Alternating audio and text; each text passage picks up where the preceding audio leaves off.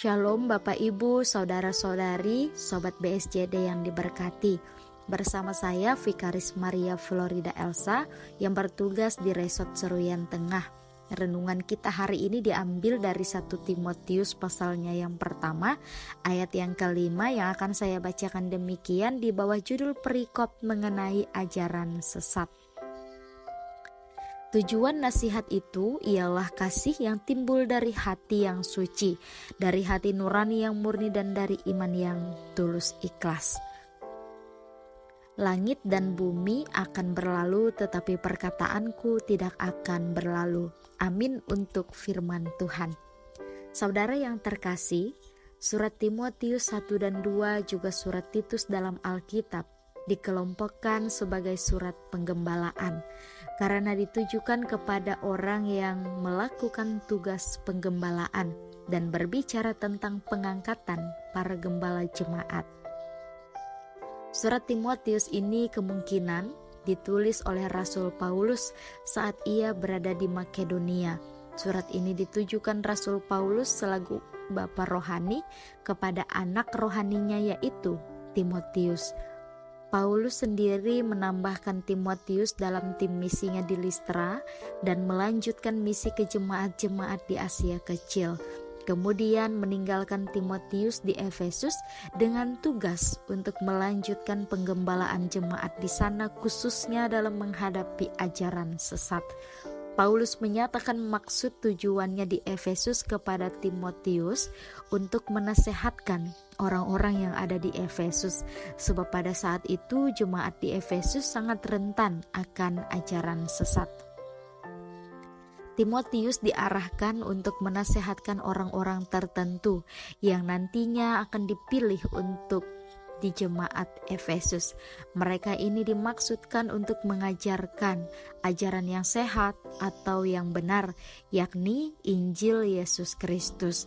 Jangan terpengaruh dengan dongeng atau tradisi yang di luar iman Kristen yang menyesatkan.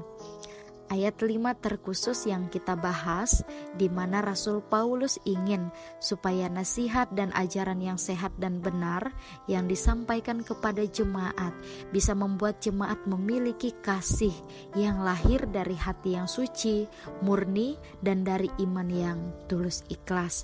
Tujuan dan maksud utama dari hukum ilahi itu adalah untuk mengajak kita semua supaya memiliki kasih kepada Allah dan kasih kepada satu sama lain.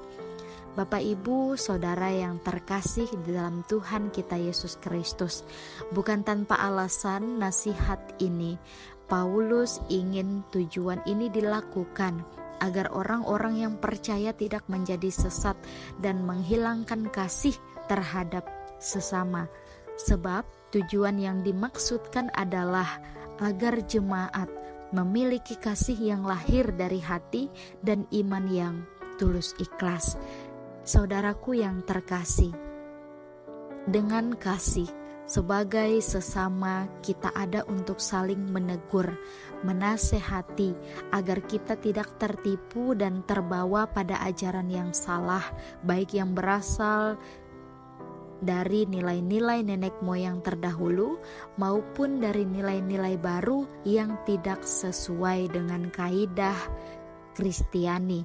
Ketika seseorang kehilangan tujuannya, saudara yang terkasih, maka tidak heran jika setiap langkah yang ia ambil akan membawanya menyimpang dari jalan kebenaran.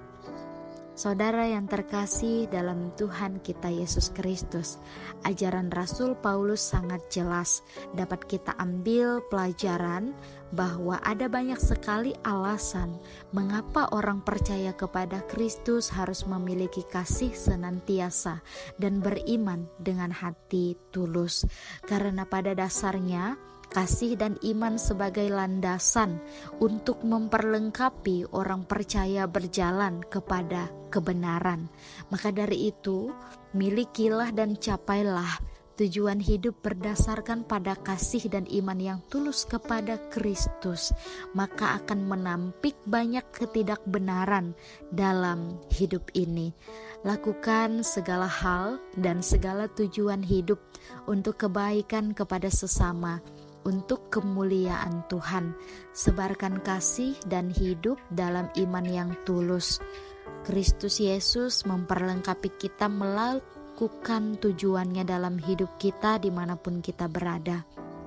Bapak, Ibu, Saudara yang terkasih, jadilah kita sebagai orang yang percaya secara nyata dengan kasih kepada sesama dan dengan beriman yang tulus kepada Kristus Tuhan kita.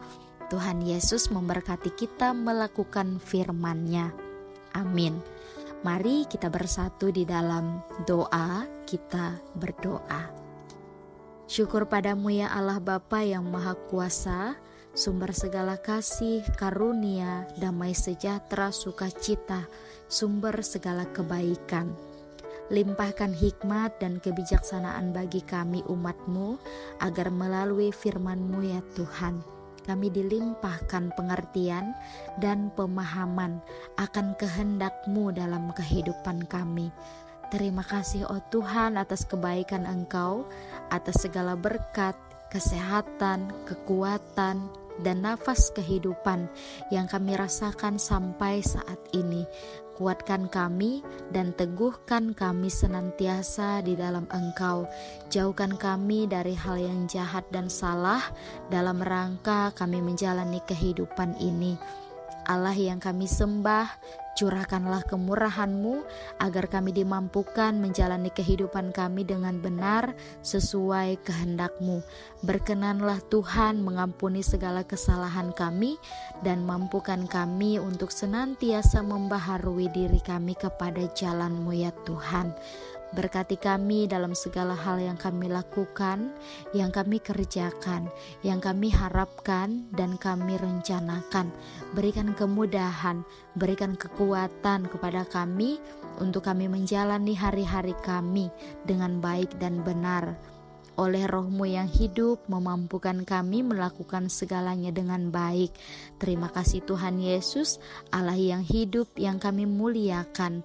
Kami berdoa dan bermohon. Amin.